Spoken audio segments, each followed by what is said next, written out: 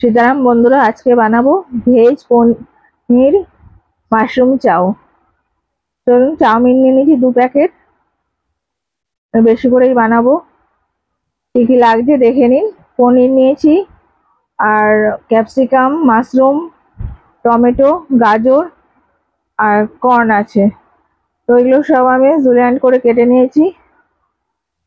একটা ওভেনের মধ্যে কড়াই বসিয়ে দিয়েছি, তার মধ্যে জল দিয়ে দিয়েছি। এবার একটু সাদা তেল দিয়ে দিচ্ছি। সাদা তেল দেওয়াটার মানে হচ্ছে এটাই যে সাদা তেল দিলে না, যে চাউমিনগুলো যখন সেদ্ধ হয়ে যাবে তখন একটার সঙ্গে একটা লেগে যাবে না, চাউমিনগুলো একদম ছাড়া ছাড়া থাকবে, গোটা গোটা থাকবে। তো চলুন, জল ফুটে গেছে, এবার আমি চাউমিন দিয়ে দিই।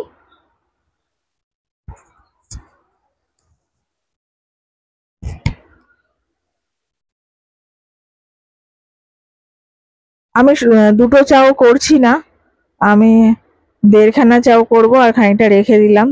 একটা থেকে, হ্যাঁ, 1.5খানা চাও আমি করছি, আর কিছুটা রেখে দিয়েছি।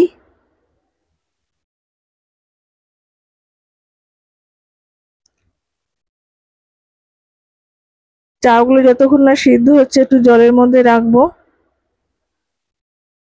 এই সময় কিন্তু আমি গ্যাসটা বন্ধ করে দিয়েছি। জলটা পুরো ফুটে গেছে।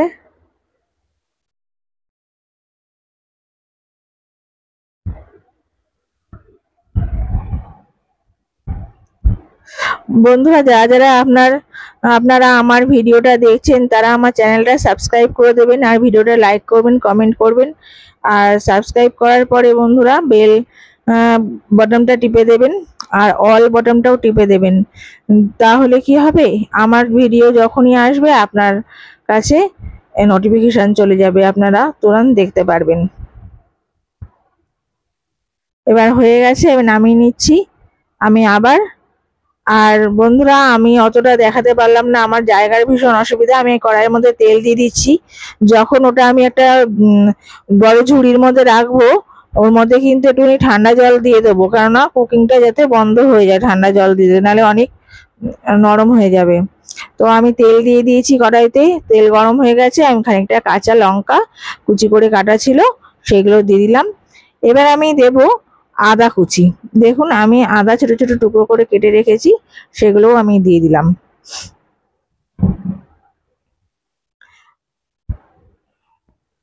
আপনারা যখন চিকেন, তারপরে ডিম, আর ওটা খাই না, ভুলেও গেছি এখন বন্ধুরা, ওই চিংড়ি মাছ এসব দিয়ে যখন করবেন তখন রসুন, কাঁচা লঙ্কা আর হচ্ছে আদা আর পেঁয়াজ দিয়ে দেবেন, খুব ভালো লাগবে।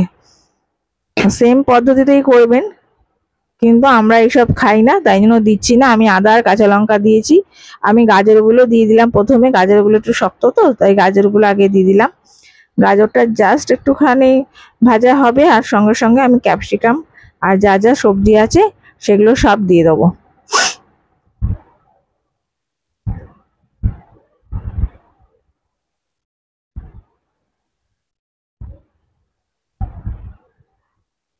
আপনারা সেম পদ্ধতিতে শুধু পেঁয়াজ রসুন দিয়ে, আর হচ্ছে চিংড়ি মাছ, ডিম, তারপরে চিকেন এই দিয়েও করতে পারেন, ভীষণ ভালো লাগবে খেতে। আমি যখন আগে করতাম, ওইসব খেতাম, তখন আমি এরকম করেই করতাম, শুধু ওই জিনিসগুলো ওর মধ্যে পড়তো। তা দেখুন বন্ধুরা, ক্যাপসিকাম আমি দিয়ে দিচ্ছি আগে সবার প্রথমে।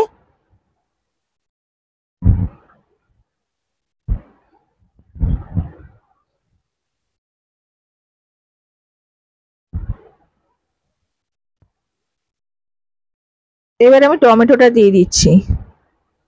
এবার এক এক করে আমি সবই সবজি দিয়ে দেবো, আর যা যা আছে, মাশরুম আর কর্ন এটাও দিয়ে দেবো। আপনাদের যেই সবজিটা খেতে ভাল লাগে সেই সবজিটাই দেবেন, এর মধ্যে বাঁধাকপিও দেওয়া যায়। তা আপনারা চাইলে বাঁধাকপি দেবেন মাশরুমের বদলে, সেটা দিয়েও করবেন। আর আমি সবজিগুলো কিন্তু ভাজবো সেরকম খুব একটা ভাজবো না, হালকা জাস্ট ভাজবো। ওর মধ্যে আমি দিলাম প্রথমে জিরে গুঁড়ো, তারপর দিলাম ধনের গুঁড়ো 1 চামচ করে দিয়ে দিচ্ছি সব। এবার লঙ্কার গুঁড়ো আমি 1 চামচ দিয়ে দিচ্ছি। এটা হচ্ছে গোলমরিচের গুঁড়ো।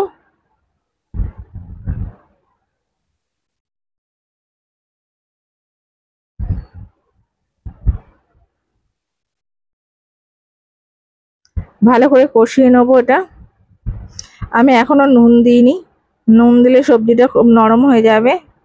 এবার আমি নুন দিয়ে দিলাম, সবজিটা ভাজা হয়ে এসেছে তাই আমি এখন নুন দিয়ে দিলাম। এই স্টেজেই আপনারাও নুন দেবেন, না হলে সবজিগুলো কেমন নেতিয়ে যাবে, এরকম আস্তে আস্তে গোটা গোটা থাকবে না, আর এরকম আস্তে আস্তে থাকলে ভালো লাগবে দেখতে। এবার আমি সয়া সস দিচ্ছি খানিকটা, একটু ভিনিগার দিয়ে দেবো। দেখুন আমি একটু ভিনিগার দিয়ে দিচ্ছি। আমার তো এখনই দেখে লোভ লাগছে, এত সুন্দর রান্নাটা হচ্ছে আর এত সুন্দর একটা গন্ধ বেরোচ্ছে এটা দিয়ে।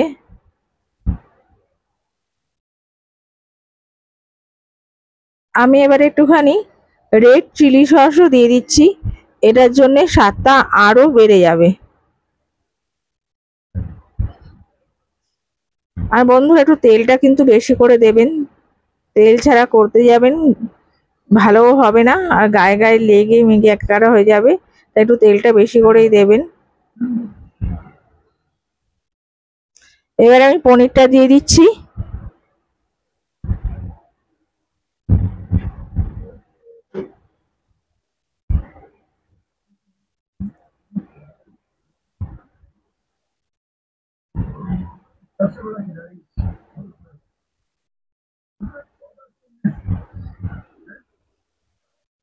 আমার প্রায় হয়ে গেছে, আমি খানিকটা তুলে রাখছি, এতটা এখন করব না, এখন শুধু আমার খাওয়ার মতন করব, আর আমার বর ছেলে আমার ওরা পরে খাবে।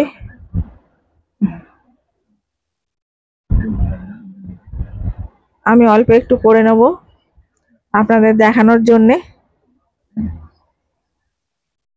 আর ঠিক দোকানে যেমন রেস্টুরেন্টে যেরকম হয় ঠিক সেরকম ভাবেই আমি বানাচ্ছি চাউমিনটা।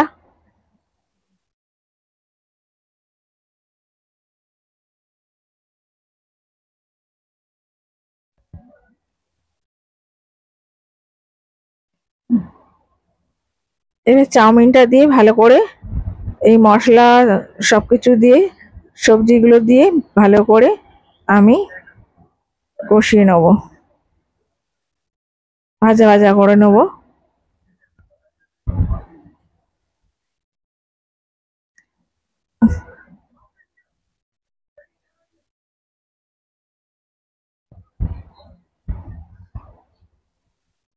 দেখুন চাউমিনটা দিয়ে ভালো করে কিন্তু আপনারা ওই সবজির সঙ্গে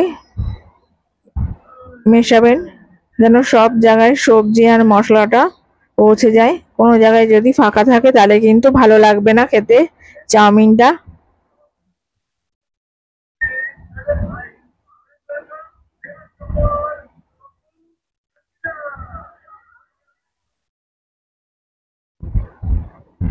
আমার প্রায় চাউমিনটা হয়ে এসেছে বন্ধুরা, চাউমিনটা থেকে এত সুন্দর একটা গন্ধ বেরোচ্ছে কি বলবো।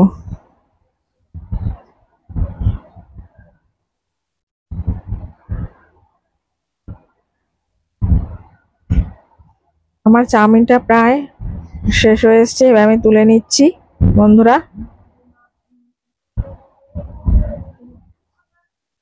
দেখুন কত সুন্দর লাগছে, আপনারাও এভাবে করে খেয়ে দেখবেন, তবে আপনাদেরও ভীষণ ভালো লাগবে, এটা আমি কথা দিতে পারি। দেখুন দেখতেই এত সুন্দর লাগছে, তাহলে খেতে কতটা সুন্দর লাগবে।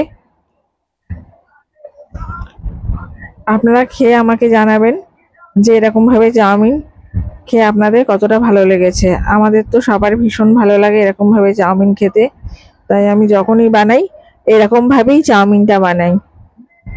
দেখুন দেখতে কতটা সুন্দর লাগছে, কতটা কালারফুল হয়েছে, আর ওই মাশরুমগুলো আর পনিরগুলো দেওয়ার জন্য পুরো দারুণ স্বাদটা হয়েছে।